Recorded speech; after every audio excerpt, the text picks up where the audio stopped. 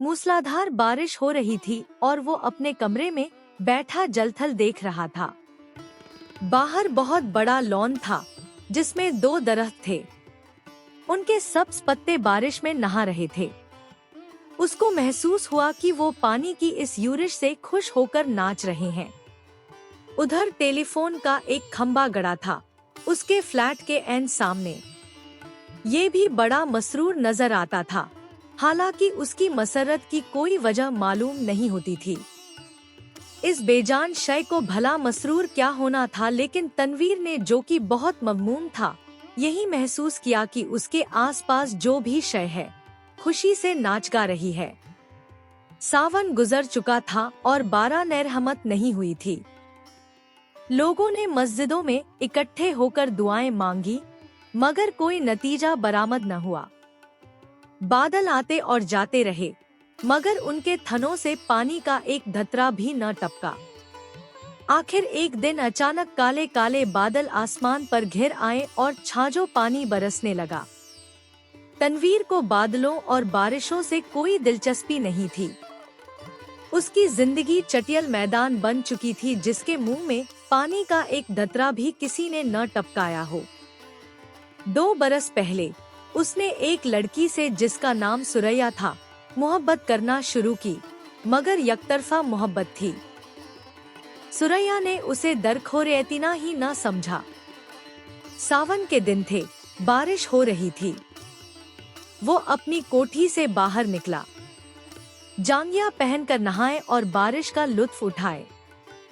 आम बाल्टी में पड़े थे। वो अकेला बैठा उन्हें चूस रहा था कि अचानक उसे चीने और ढहे सुनाई दिए। उसने देखा कि साथ वाली कोठी के लॉन में 2 लड़कियां बारिश में नहा रही हैं और खुशी में शोर मचा रही हैं। उसकी कोठी और साथ वाली कोठी के दरमियान सिर्फ एक झाड़ियों की दीवार हाइल थी। तनवीर उठा। आम का रस चूसते हुए वो बाड़ के पास गया और लौर से उन दोनों लड़कियों को देखा। दोनों महीन मलमल के कुर्ते पहने थी जो उनके बदन के साथ चिपके हुए थे। शलवार चूंकि लट्ठे की थी, इसलिए तनवीर को उनके बदन के निचले हिस्से के सही उद्दौखाल का पता न चल सका। उसने पहले किसी औरत को ऐसी नजरों से कभी नहीं देखा था जैसा कि उस रोज, जबकि बारिश हो रही थी, उसने उन दोनों लड़कियों को देखा।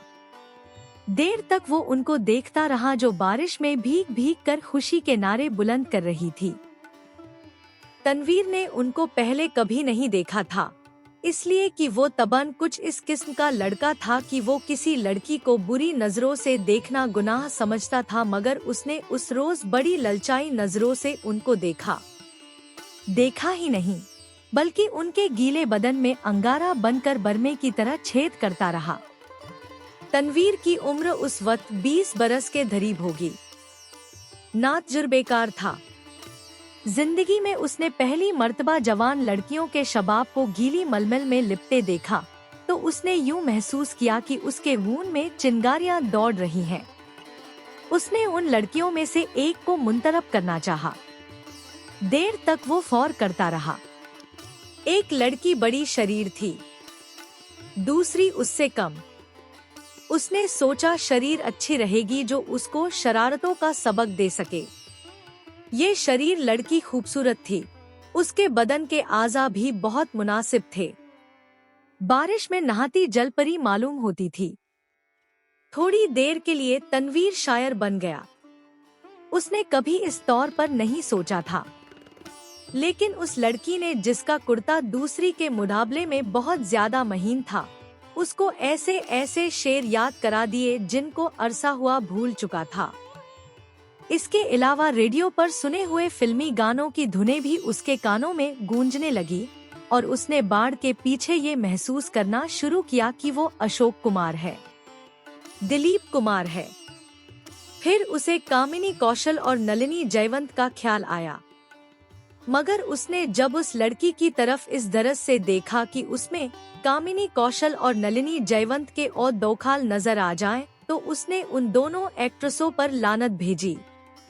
वो उनसे कहीं ज्यादा हसीन थी। उसके मलमल के कुर्ते में जो शबाब था उसका मुकाबला उसने सोचा कोई भी नहीं कर सकता। तनवीर ने आम चूसने बंद कर दिए और उस लड़की से जिसका नाम प्रवीण था इश्क लड़ाना शुरू कर दिया। शुरू में उसे बड़ी मुश्किलात पेश आईं, इसलिए कि उस लड़की तक रसाई तनवीर को आसान नहीं मालूम होती थी। फिर उसे अपने वालिदैन का भी डर था। इसके अलावा उसे ये भी यकीन था कि वो उससे मुलतफित होगी या नहीं। बहुत देर तक वो उन्हीं उलझनों में गिरफ्तार रहा। रातें जागता, झाड़ियों की पस्त भद झाड़ के पास जाता मगर वो नजर न आती। घंटों वहाँ खड़ा रहता और वो बारिश वाला मंजर जो उसने देखा था आंखें बंद करके जहन में दोहराता रहता। बहुत दिनों के बाद आखिर उसको एक रोज उससे मुलाकात का मौका मिल गया। वो अपने बाप की कार में घर के किसी काम की धरस से जा रहा था कि परवीन से उसकी मुठभेड़ हो गई। वो कार स्टार्ट कर चुका था कि साथ वाली कोठी में तनवीर के ड्वाबों की शहजादी निकली। उसने हाथ से इशारा किया कि वो मोटर रोक ले। तनवीर घबरा गया।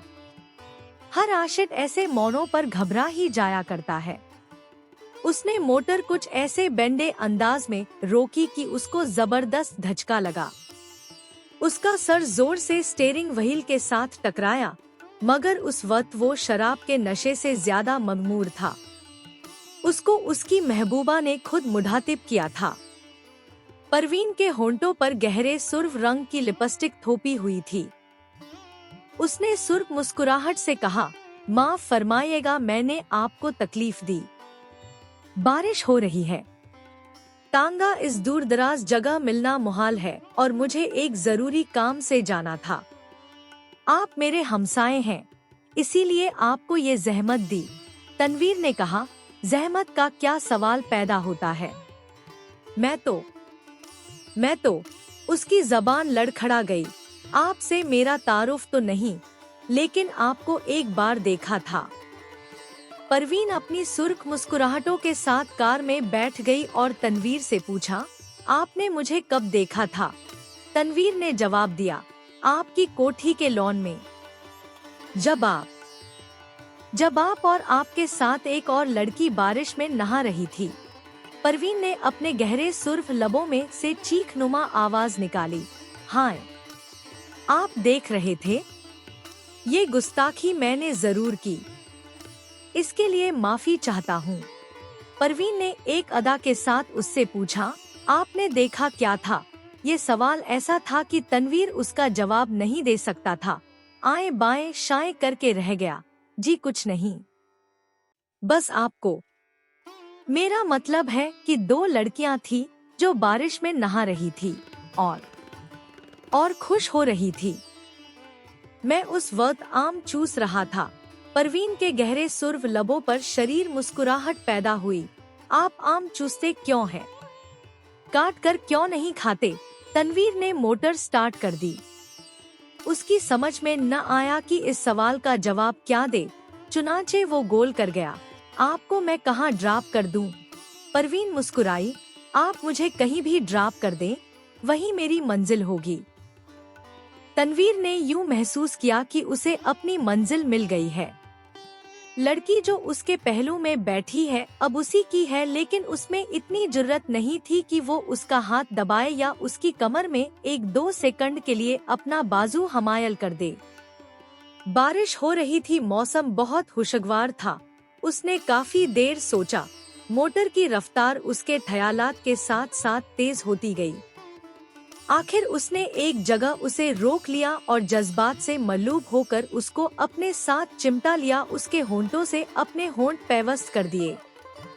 उसको ऐसा महसूस हुआ कि वो कोई बहुत ही लजीज आम चूस रहा है। परवीन ने कोई मुज़ाहमत न की, लेकिन फौरन तनवीर को ये एहसास बड़ी शिद्दत से हुआ कि उसने बड़ी नाशाइस्ता हरकत की है और गालिबन परवीन को उसकी ये हरकत पसंद नहीं आई। चुनांचे एकदम संजीदा होकर उसने कहा, आपको कहाँ जाना है? परवीन के चेहरे पर यूं थफकी के कोई आसार नहीं थे, लेकिन तनवीर यूं महसूस कर रहा था जैसे वो उसके खून की प्यासी है। परवीन ने उसे बता दिया कि उसे कहाँ जाना है। जब वो उस जगह पहुंचा तो उसे मालूम हुआ वो रंडियों का चकला है। जब उसने परवीन को मोटर से उतारा तो उसके होंठों पर गहरे लाल रंग की मुस्कुराहट बिखर रही थी। उसने कूल्हे मटका कर ठेठ कस्बियों के अंदाज में उससे कहा, शाम को मैं यहाँ होती हूँ, आप कभी जरूर तशरीफ लाइए। तनवीर जब भौचक्का होकर अपनी मोटर की तरफ बढ़ा तो उसे ऐसा लगा कि वो भी एक कस्बी औरत है जिसे वो हर रोज चलाता है। उसकी लाल बत्ती लिपस्टिक है जो परवीन ने होंठों पर थोपी हुई थी। वो वापस अपनी कोठी चला आया। बारिश हो रही थी और तनवीर बेहद मदमूम था। उसको ऐसा महसूस हुआ कि उसकी आंखों के आंसू बारिश के कतरे बनकर टपक रहे हैं।